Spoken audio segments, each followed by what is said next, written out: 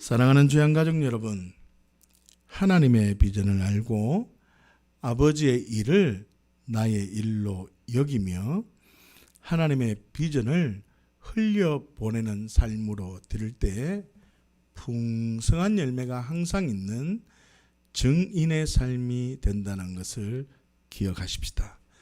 이번 주간 내 삶을 인도하실 말씀은 마태복음 6장 10절 말씀입니다. 함께 보십시다. 시작. 나라가 임하시오며 뜻이 하늘에서 이루어진 것 같이 땅에서도 이루어지이다. 아멘. 우리는 계속해서 예수님께서 가르쳐 주신 기도, 우리가 잘 알고 있는 주기도문에 대해서 나누고 있습니다. 주기도문을 통해서 요셉이 어떤 믿음의 삶을 살았는가를 재조명하고 있습니다. 특별히 오늘은 나라가 임하시오며 라는 고백 속에 나타난 하나님의 마음을 나누려고 합니다.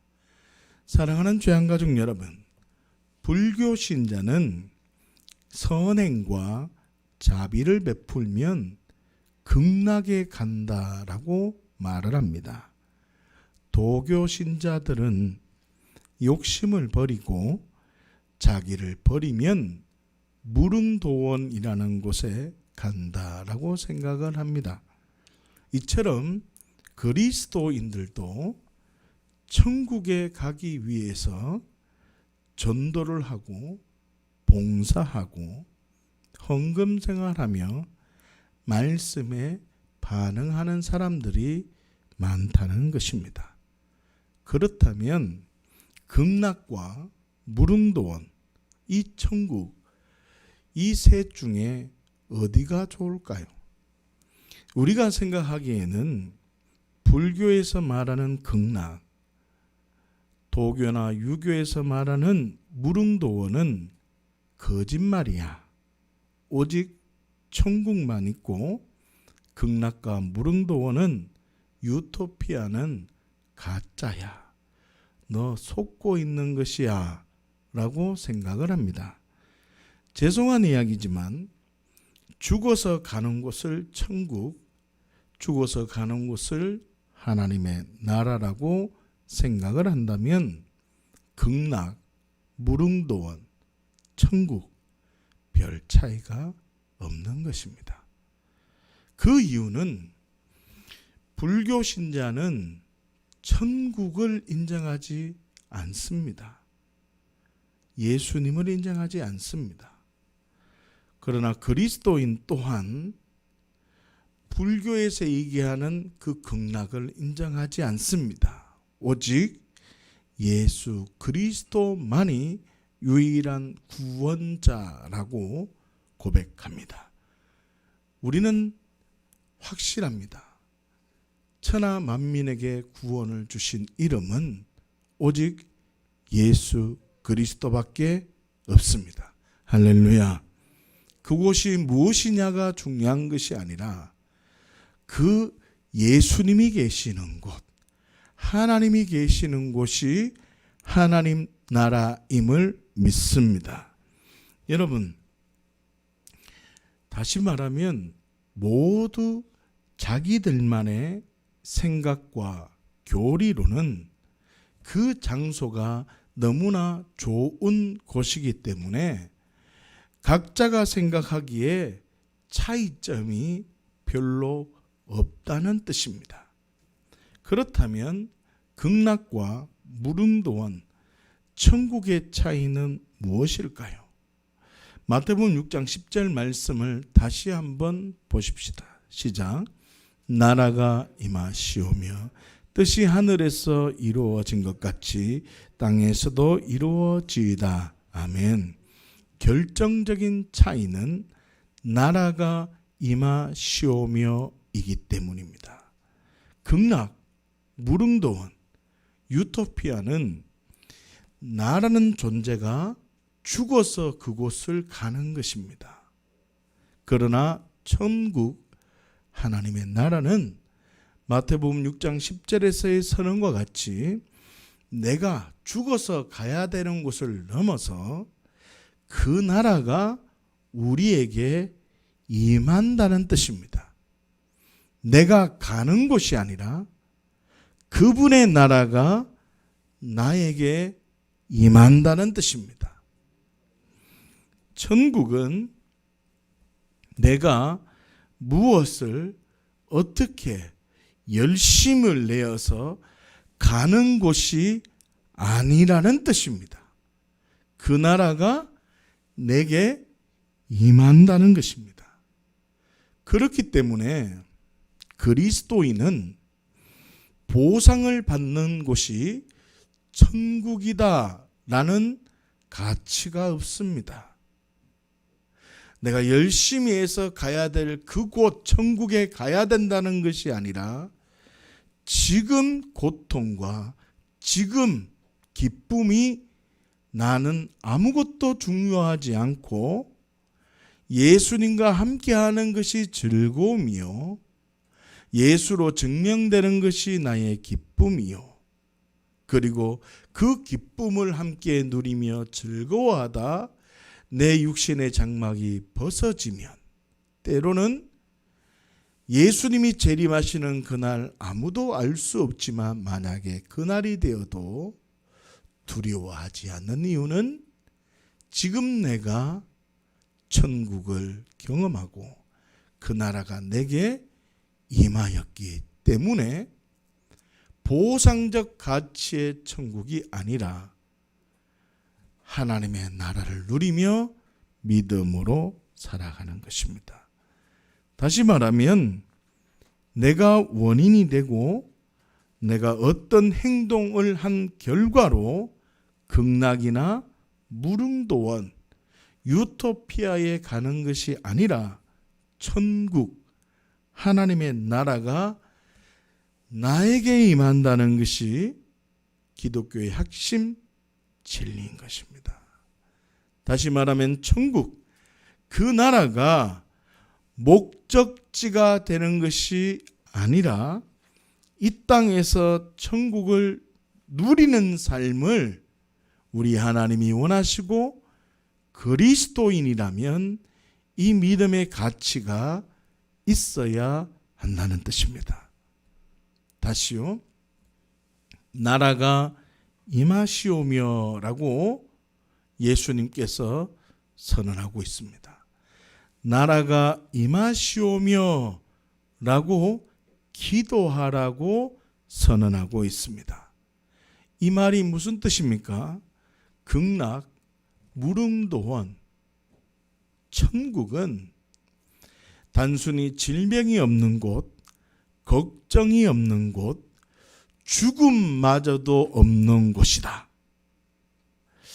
이런 차원을 뛰어넘는 것입니다.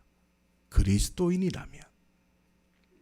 특별히 주기도문에서 나라가 임하시오며 가야 되는 목적지가 하나님 나라가 아니라 그 과정이 천국이고 또한 목적지도 천국인데 나라가 임하시오며 라는 뜻은 아주 특별한 의미가 있다는 뜻입니다.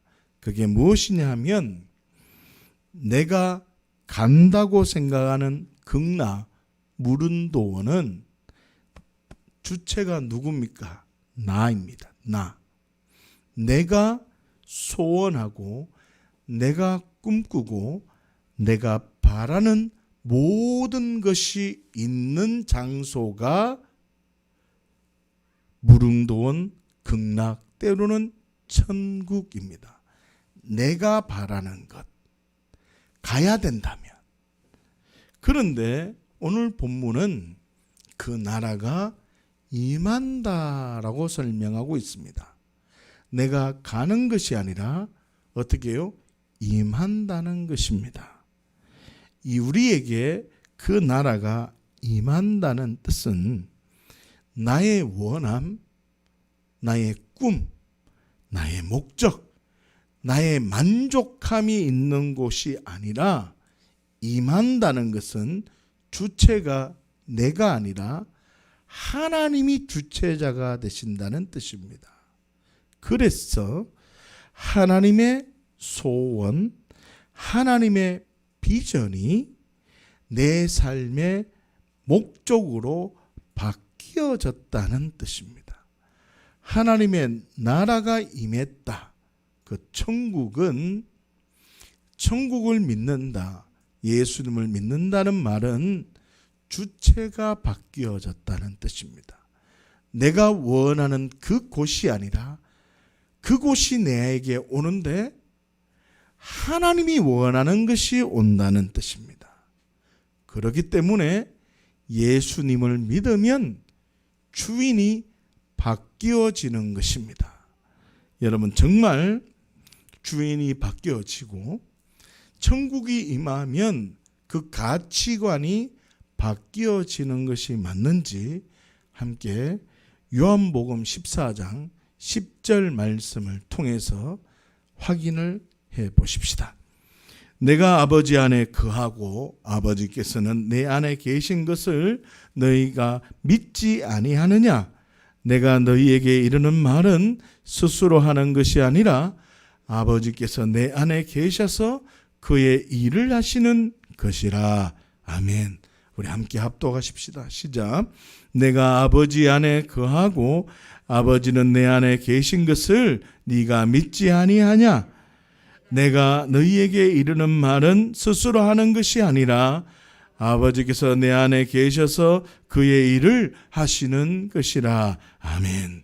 여러분, 10절을 한번 가만히 한번 보십시오. 예수님께서 아버지 안에 거하고 아버지는 예수님 안에 거하신다라고 선언하고 있습니다. 무슨 뜻입니까? 하나님 나라의 본체이신 예수님도 아버지 안에 계신다라고 선언하고 있습니다. 자, 그런데요, 아버지와 함께 하세요. 그와 함께 더불어 함께 동행하십니다. 우리의 표현으로 말하면 임마누엘이라는 뜻이죠. 예수님을 믿게 되었다는 뜻이지요. 자, 그러면 예수님을 믿게 되었다면 하나님 나라가 내게 임했다 했잖아요. 그죠? 예수님도 아버지 안에 거하고 아버지도 예수님 안에 거하는 하나님 나라가 예수님 안에 임했다는 것이죠. 우리도 예수님의 생명으로 내게 생명을 받은 자, 하나님의 나라가 임한 자가 되었다는 것이죠. 그렇게 하나님의 나라가 임하면 우리는 나의 소원, 나의 목적을 위한 곳이 아니라, 나의 필요가 채워지는 그곳이 아니라 아버지가 원하는 곳이 되는 것이고, 아버지가 원하는 일을 한다라고 우리가 얘기를 해서 우리는 예수님을 믿으면 주인이 바뀌어지는 삶, 가치관이 바뀌어지는 삶이 된다라고 했습니다. 하나님의 나라가 임하면 가치관이 바뀌어지는 삶이 된다라고 금방 나누었습니다. 그러면 오늘 요한복음 14장 10절에 보시면 아버지는 내 안에 계시는 것을 네가 믿지 아니하느냐? 하나님 나라가 내게 임했다는 것이죠. 그러면 무엇이 나타나야 합니까? 가치관이 바뀌어져야 합니다. 다시 한번 보십시다. 시작. 내가 아버지 안에 거하고 아버지는 내 안에 계신 것을 네가 믿지 아니하느냐? 내가 너희에게 이르는 말은 스스로 하는 것이 아니라 아버지께서 내 안에 계셔서 그의 일을 하시는 것이라. 아멘. 놀라운 말씀을 하십니다. 10절 마지막 부분을 보십시오. 아버지께서 내 안에 계셔서 그의 일을 하시는 것이라. 아버지께서 내 안에 계시니 예수님은 예수님 스스로의 일을 하는 것이 아니라 아버지의 일을 하신다라고 선언하고 있다는 것입니다. 무슨 뜻입니까? 예수님 자신도 하나님 나라가 임하시자 아버지의 일을 나의 일로 여기는 삶을 살았다는 뜻입니다. 다시 말하면 예수님께서 삶의 목적이 있을 것인데도 불구하고, 예수님도 하나님이신데도 불구하고, 예수님 혼자 스스로 결정해서 결단하며 스스로 할 수 있으신 분인데, 충분하신데도 불구하고 예수님은 아버지의 말씀에 순종하며 아버지가 원하는 그 일을 했다는 것입니다. 나라가 임하시오며.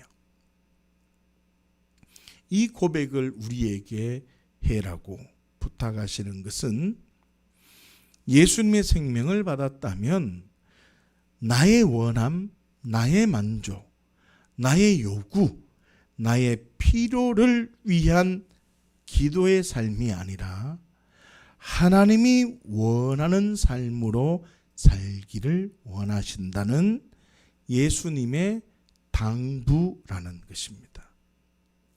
천국, 가는 곳을 뛰어넘어 내가 원하고 바라는 것이 있는 것을 뛰어넘어 하나님이 원하시는 것이 있는, 하나님의 통치가 있는, 하나님의 필요로만 내가 만족하는, 예수님으로만 충분하는 이 가치가 바뀌어지는 그 삶이 되어야 한다는 것입니다.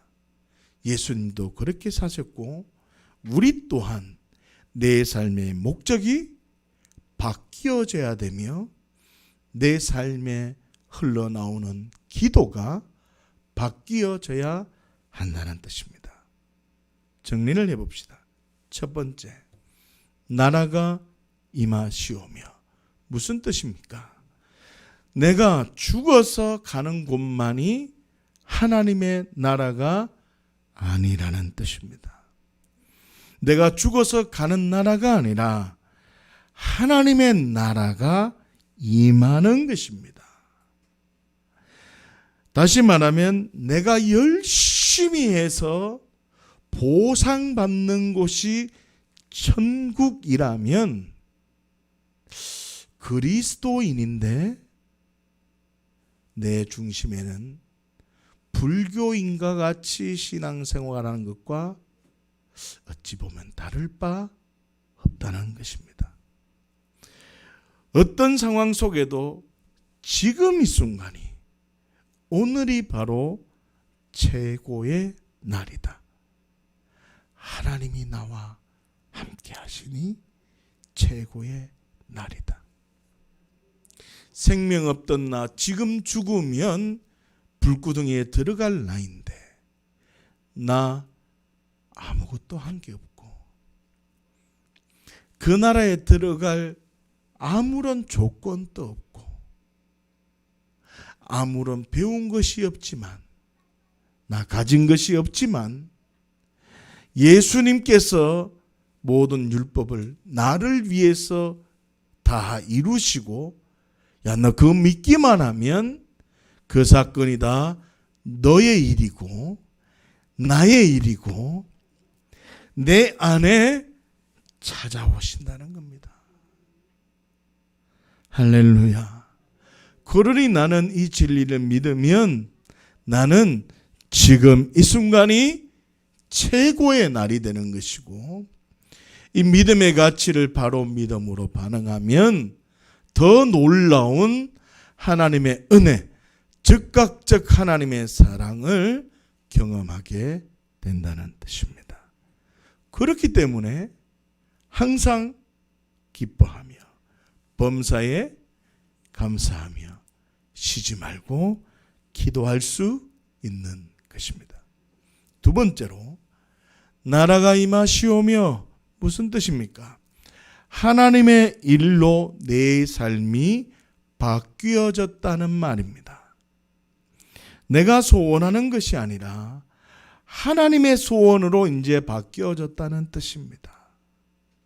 다시 말하면 아버지의 일을 위해 살아가는 자만 지금 이 자리에서 천국을 누릴 수 있다는 것입니다.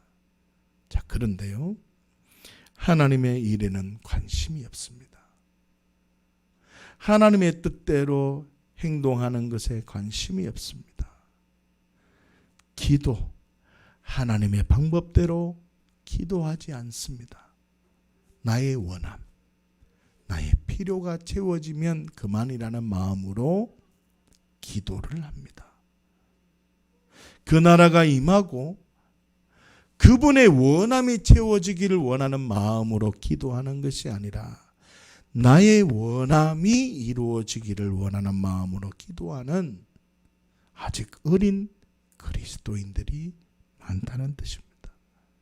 그렇기 때문에 내일이 바쁘기 때문에 하나님의 일에는 전혀 관심이 없습니다. 그렇기 때문에 내가 하나님의 일을 하고 하나님이 내 일을 해주는 이 선순환이 한 번도 경험되지 못하는 것입니다. 하나님의 일에는 관심이 없고 내 문제 해결만을 위해서 몸부림친다면 그 기도는 하나님의 마음을 아프게 하는 것입니다. 그 결과 하나님 나라를 경험할 방법이 없습니다. 단순히 내 기도에서 응답이 이루어질지는 모르나 그 응답을 통해서 하나님이 살아계시구나라고 하는 그 진리 안에 믿음의 길에 믿음의 여정으로 출발시키려는 그 하나님의 마음을 모른 채 계속해서 내 문제 해결의 주체자 하나님은 인정하나 하나님이 내 삶을 간섭하면 안 됩니다 라고 하는 마음이라는 뜻입니다. 그렇기 때문에 하나님 나라가 임한 사람은 어려움이 생기면 문제를 해달라고 하는 그 기도보다 고생이 끝났으면 좋겠습니다라는 그 생각보다는 하나님의 일에 집중한다는 뜻입니다. 왜 이런 일이 생겼을까? 하나님의 뜻이 무엇일까? 왜 이런 일이 생겼을까? 가슴을 찢고 원망하는 것이 아니라 그 일에 하나님의 부르심이 무엇일까에 하나님을 원하는 마음으로 나아간다는 뜻입니다. 그래서 믿음의 사람은 이렇게 기도합니다. 문제가 생기면 하나님의 뜻이 무엇입니까?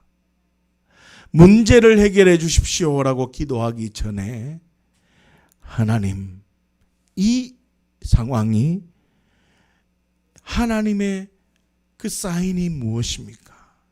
하나님께서 나에게 무엇을 이야기하고 싶은 것입니까? 이렇게 먼저 하나님께 집중하고 기도하는 것입니다. 그리고 이 문제를 견뎌낼 수 있도록 이 상황에서 내가 승리해 나갈 수 있도록 하나님 도와주십시오. 내가 믿음의 발걸음을 거둘 수 있도록 믿음으로 반응할 수 있도록 나 여전히 연약하고 부족하지만 하나님 도와주십시오. 하나님 도와주십시오. 예수님으로 내가 증명되기를 원합니다. 나 도와주십시오. 나 지켜주십시오. 이렇게 몸부림치면서 주님의 은혜를 구하는 기도를 하는 것입니다. 그리고는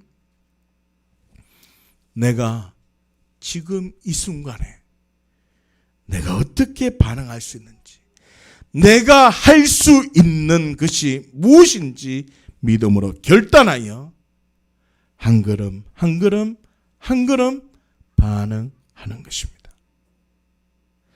창세기 40장 14절 말씀을 함께 한번 보십시다. 이 진리 안에 놀라운 생명의 능력이 풀어지기를 예수님의 이름으로 축복합니다. 당신이 잘 되시거든 나를 생각하고 내게 은혜를 베풀어서 내 사장을 바로에게 아뢰어 이 집에서 나를 건져 주소서. 아멘. 창세기 40장 14절 말씀 다시 한번 보십시다. 시작. 당신이 잘 되시거든 나를 생각하고 내게 은혜를 베풀어서 내 사장을 바로에게 하려 이 집에서 나를 건져 주소서. 아멘. 여러분, 우리는 계속 요셉 이야기를 함께 하고 있습니다. 우리는 잘 알고 있습니다. 요셉은 형들의 미움 속에도 불평하지 않고 잠잠했습니다. 어떤 대꾸도 하지 않았습니다. 형들 왜 이렇게 합니까? 라고 이야기하지도 않았습니다. 요셉은 구덩이에 빠지고 애굽에 팔려갔을지라도 어떠한 말을 하지 않았습니다. 그런데요, 요셉은 꿈을 해석해 주면서 자신을 생각해 달라고 합니다. 다시요. 요셉은 꿈을 풀이해 준 후에 그 사람에게 아무런 말을 하고 있지 않다가 그 사람에게 자신을 좀 생각해 주십시오 라고 말을 했습니다. 어떻게 보면 인간적인 방법을 사용하는 것처럼 보이고 믿음 없는 행동처럼 보일 수 있습니다. 그러나 요셉의 행동은 하나님의 나라가 임한 사람이라면 어떻게 살아야 되는지를 선언하고 있는 것이기 때문에 이 말씀에 주목해야 됩니다. 무슨 뜻이냐면 잘 들으십시오. 요셉은 기도만 한 것이 아니라 자신이 할 수 없는 일에는 잠잠하고 자신이 할 수 있는 일이 무엇인지 생각하고 고민해서 그 일이 나에게 딱 오면 즉각적으로 반응했다는 뜻입니다. 다시요. 요셉은 기도만 한 것이 아니라 우리도 기도 중요합니다. 기도해야 됩니다. 그러나 기도를 어떻게 해야 되느냐 하면 요셉은 자신이 할 수 없는 일에는 구덩이에 빠지고 형들이 미워하는 상황, 팔려가는 그 상황에는 아무런 말을 하지 않습니다. 이 말은 우리도 내가 할 수 없는 일에는 잠잠히 있고 심판을 받아야 됩니다. 그러나 자신이 할 수 있는 일이 무엇인지 알고 그거를 고민하고 내가 어떻게 반응해야 된다는 그 믿음의 진리가 딱 세워지면 그 일이 딱 내 안에 이루어지면 즉각적으로 반응해야 된다는 뜻입니다. 사랑하는 주양가족 여러분, 요셉은 자신이 감옥에서 나오기를 위해서 사정을 알린 게 아님을 알아야 됩니다. 왜 그러냐 하면 잘 들어보십시오. 만약에 요셉이 자신의 원통함을 해결하기 위해서 말했다고 생각하면 정말 말이 안 되는 상황이 연출됩니다. 만약 자신이 사정을 알리고 싶었다면 여러분 성경을 보시면 어떻게 기록되어져 있냐면 요셉은 간수장에게 인정을 받고 있었기 때문에 요셉은요 그 술 맡은 관원장이 풀려날 때 나의 속사정을 기억하고 나를 좀 알아달라고 말을 하기 전에 간수장이 인정하는 사람이었습니다. 그렇기 때문에 그 간수장에게 나의 억울함을 얘기할 수 있는 상황이기 때문에 얘기를 할 수 있었다는 것입니다.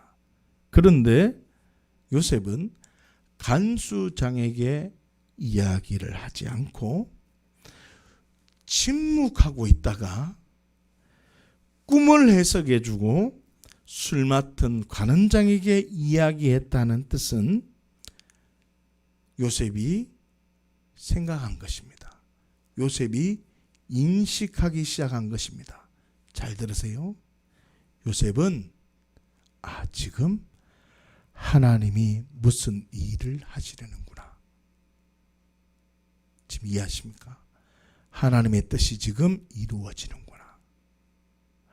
하나님이 내가 어릴 때 보았던 그 첫 번째 꿈과 두 번째 꿈이 내가 그 꿈을 잘못 반응해서 지금 내가 여기까지 왔는데 그 꿈이 지금 이루어지려는구나. 감각이 오기 시작한 겁니다. 그래서 내가 할 수 있는 방법이 꿈에 대한 반응이니까 술 맡은 관원장, 뜻 굽는 관원장을 반응하고 간수장에는 전혀 얘기하고 있지 않다가 그 술 맡은 관원장에게 자신의 이야기를 한 것입니다. 다시요. 요셉은 형들을 배려하지 않고 꿈을 이야기해서 어려움 당한 것임을 인정하고 있었다는 것입니다. 형들을 배려하지 않고 꿈 이야기를 해서 자기 자신이 지금 이런 어려움 속에 있었다는 것을 인정했다는 것입니다. 그래서 어떻게 해요? 잠잠하게 하고 있다가 어떤 꿈 얘기를 할 때 딱 깨달은 겁니다. 야, 이거는 내가 할 수 있는 거다. 하나님이 지금 내 삶 속에 새로운 기회를 주시는구나. 기도만 한 것이 아니라 행동했다는 것입니다. 내가 할 수 있는 것이 올 때까지 반응했다는 것입니다.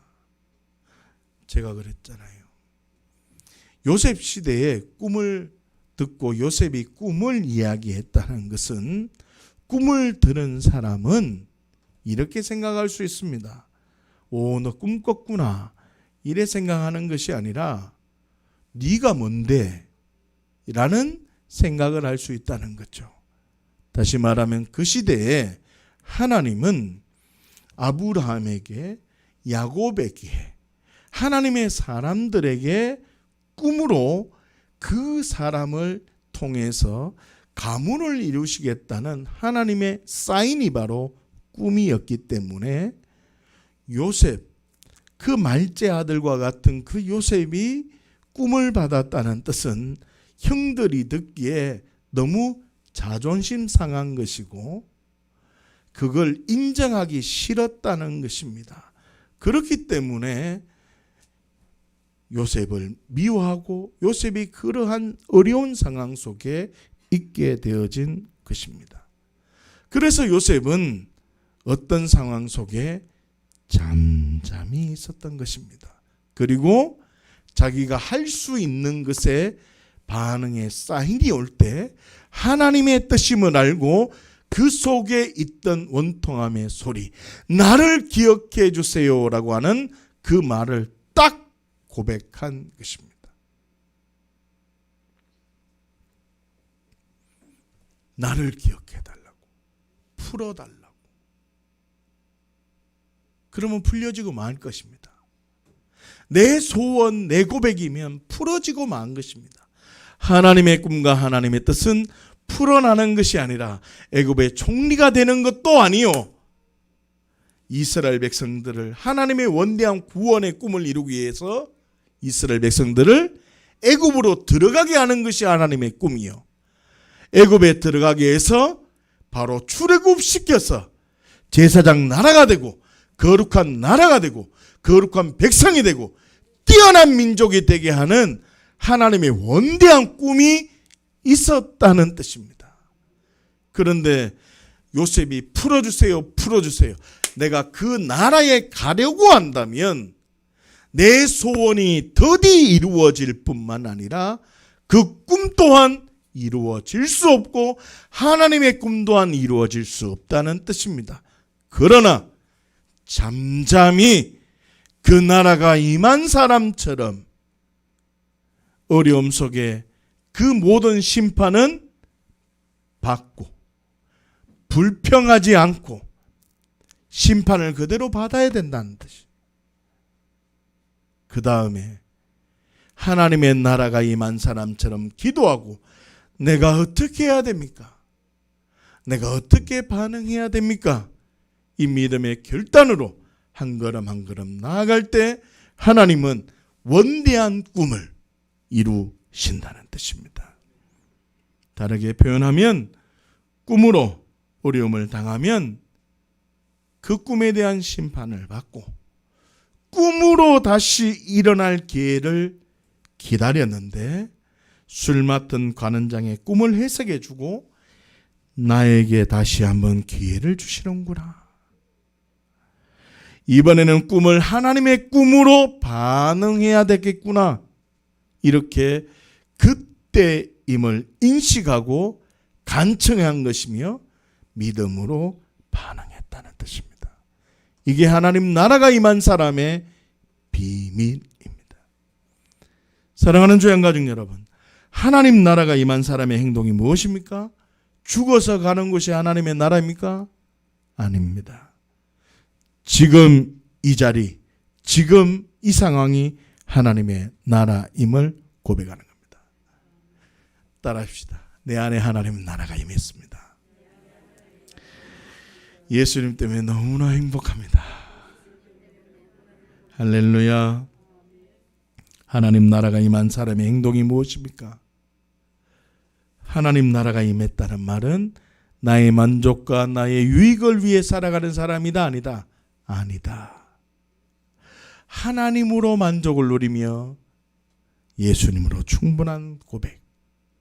나의 소원이 아니라 하나님의 일에 반응하는 사람입니다. 여러분, 내가 힘든 일이 무엇입니까? 나의 어려움이 무엇입니까? 요셉처럼 그 힘든 일에 대해서 기회가 올 때까지 불평하는 삶이 아니라 정직하게 심판을 받고 반응하기를 원하십니다.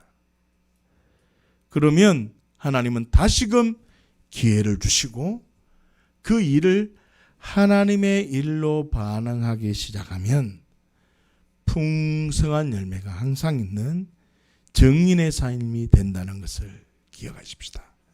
함께 기도하십시다.